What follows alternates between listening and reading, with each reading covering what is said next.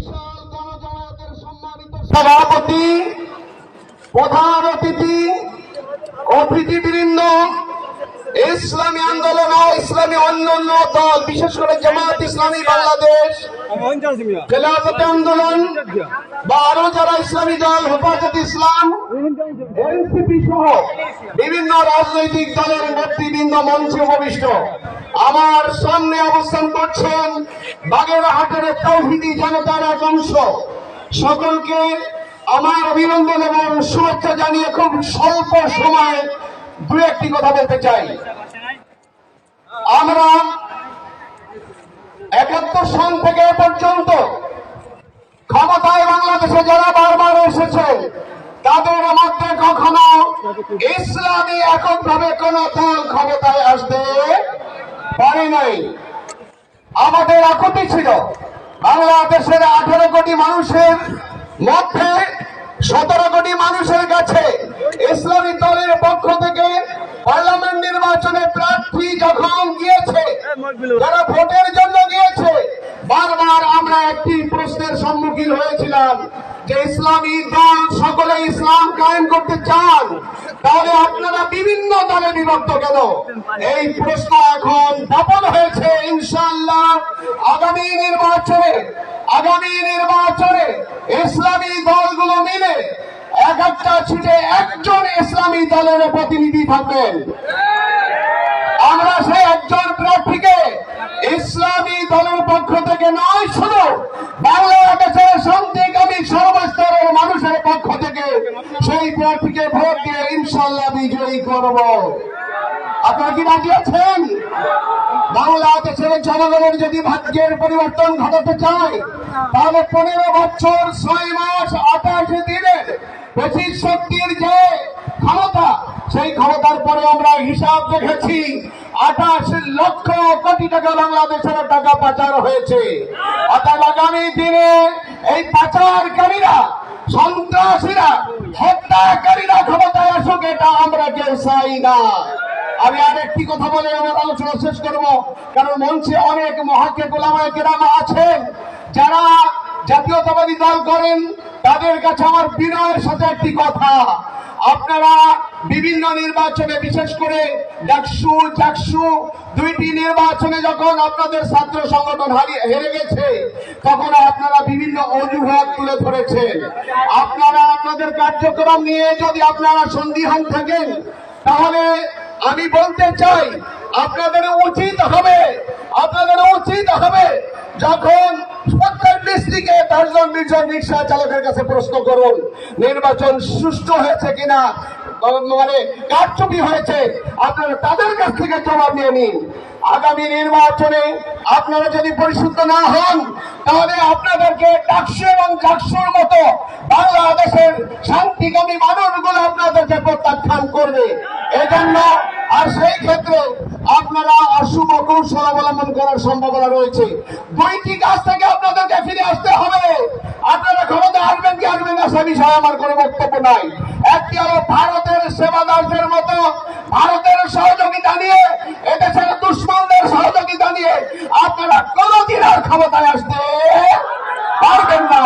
আরেকটি বিষয় হল সন্ত্রাস, সংঘাত, চাঁদাবাদ, এ সকল কার্যক্রম থেকে সর্বপ্রান্তিক লেভেল থেকে আপনারা যদি আপনাদের কর্মীদেরকে নিরাপদ না রাখতে পারেন, তাহলে আপনাদের আসনি সংকেত ইতিমধ্যে বেজে গেছে।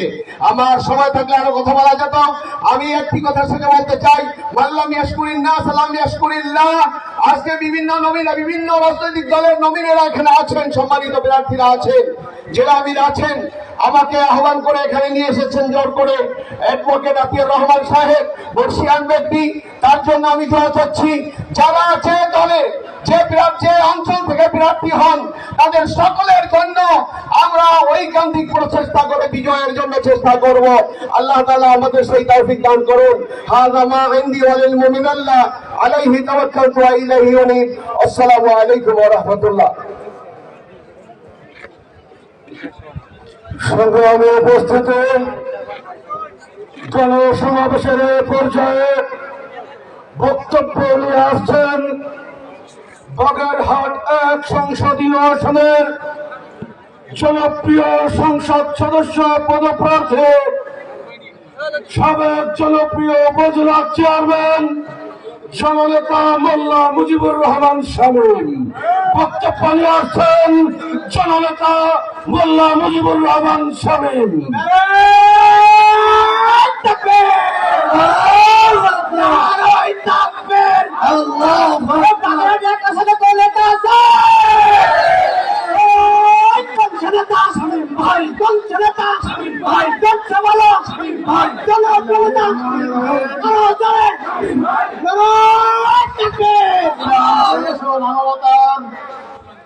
সংগঠন বাংলাদেশ ইসলামী আন্দোলন বাগেরহাট শাখা আয়োজিত আজকের এই বিশাল সমাবেশের সম্মানিত সভাপতি হাফেজ মাওলানা মাহফুজুর রহমান, আজকের এই সমাবেশের প্রধান অতিথি জুলাই গণ অভ্যুত্থানের মহানায়ক, যখন আমরা মিডিয়ায় দেখেছিলাম একটি বড় দলের মহাসচিব বলেছিলেন সাংবাদিকদের কাছে যে এই আন্দোলনে আপনারা কি আছেন, ওই মহাসচিব বলেছিলেন এই আন্দোলন ছাত্রদের, এই আন্দোলনের সাথে আমরা নেই।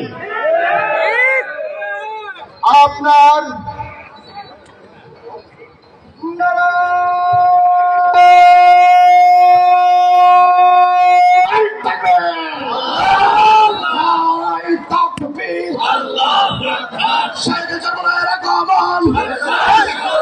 বাগেরহাট জেলার পক্ষ থেকে, বাগেরহাটবাসীর পক্ষ থেকে নারায়ে তাকবীর, শাইখ জামাল আসছে, নারায়ে তাকবীর, শাইখ জামালের আগমন, বাগেরহাটবাসীর পক্ষ থেকে লাল গোলাপ শুভেচ্ছা, বাগেরহাটবাসীর পক্ষ থেকে নারায়ে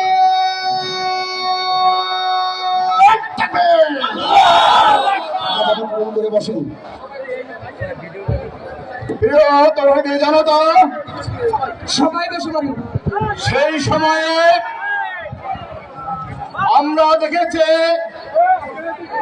যারা জুলাই অভ্যুত্থানের সংগ্রামী বৈষম্য বিরোধী ছাত্র আন্দোলনের নেতৃবৃন্দ ছিলেন, তারা প্রশাসনের আন্ডারে চলে গেছেন, অর্থাৎ গ্রেপ্তার হয়েছেন। দেশ অভিভাবক শূন্য হয়ে গেল। সেই মুহূর্তে আজকের প্রধান অতিথি ইসলামী আন্দোলনের নায়েবে আমির শাহেকে চরমোনাই জনাব সৈয়দ মোহাম্মদ ফজল করিম সাহেব রাস্তায় ওই কামানের গুলির সামনে নেমে গেলেন। আপনারা টিভিতে দেখেছেন, শাহেক যখন আন্দোলনের মাঠে গেছেন, সমস্ত জনগণ তার পক্ষে সামনে নেমে আন্দোলন প্রতিহত করেছেন। আপনার সরকার যে বাহিনী দিয়ে আন্দোলন করেছেন, সেই আন্দোলনকে তারা প্রতিহত করেছেন। এক পর্যায়ে 5ই আগস্ট এদেশের মানুষ অনেক আশা নিয়ে তারা অধিকার ফিরে পেয়েছে এই ভেবে রাস্তা থেকে ঘরে ফিরে এসেছিল। কিন্তু দুঃখের বিষয়, 5 তারিখের পরে আমরা দেখলাম যে দলের মহাসচিব বলেছিলেন আমরা এই আন্দোলনের সাথে নেই, তারা বাংলাদেশের প্রতিটি ঘাট, ফেরিঘাট, লঞ্চঘাট, খেয়াঘাট সহ সবকিছু দখলে নিয়ে নিয়েছেন। আমরা বলতে চাই, আপনারা আপনাদের কর্মীদের নিয়ন্ত্রণ করতে পারেন নাই। আপনাদের সর্বোচ্চ নেতা হুকুম করার পরেও কোন ধরনের নিয়ন্ত্রণ আজ পর্যন্ত আপনারা করতে পারেন নাই। ইউনিভার্সিটি দখল হয়ে গেছে, ব্যবসা প্রতিষ্ঠান দখল হয়ে গেছে, খাজনা টোল দখল হয়ে গেছে। আপনাদের নেতারা কোনোভাবে তাকে কন্ট্রোল করতে পারেন নাই। আজকে ডাকসু নির্বাচন এবং জাহাঙ্গীরনগর বিশ্ববিদ্যালয় নির্বাচনে আপনারা দেখেছেন আপনার দলের কিভাবে শোচনীয় পরাজয় ঘটেছে। গুন্ডা বাহিনী দিয়ে চরের জমি দখল করা যায়, মানুষের অন্তর দখল করা যায় না। আমরা বিশ্বাস করি আজকে ইসলামী দলগুলো ঐক্যবদ্ধ হয়েছে। আপনারা আজকে জাতীয় নেতৃবৃন্দ মঞ্চে আছেন, জামাতের নেতৃবৃন্দ আছেন, ইসলামী আন্দোলনের নেতৃবৃন্দ আছেন, আলেম সমাজের প্রতিনিধিরা উপস্থিত আছেন। বিগত দিনে আমরা একটা কথা শুনেছি, এদেশে হুজুররা ভাগ হয়ে যায়, আমরা ভোট দিলে কি হবে। আমি একজন ব্যবসায়ী, আমি ওই দলে যোগদান করেছি। আজকে বাংলাদেশের মানুষ ইসলামকে নিরাপদ মনে করেন। আপনারা সম্মিলিতভাবে আপনাদের যত প্রকার ছাড় দেওয়া লাগে দিয়ে আপনারা ইসলামের পক্ষে একটি বাক্স তৈরি করুন। ইনশাআল্লাহ বাংলার জনগণ আপনাদের পক্ষে আছে। যেভাবে জাহাঙ্গীরনগর বিশ্ববিদ্যালয়, যেভাবে ঢাকা ইউনিভার্সিটি পরাজয় পূরণ করেছে, আমি মনে করি আগামী নির্বাচনে সারা বাংলাদেশ থেকে তাদের বিতাড়িত করবে। আজকে জাতীয় নেতৃবৃন্দ মঞ্চে উপস্থিত আছেন।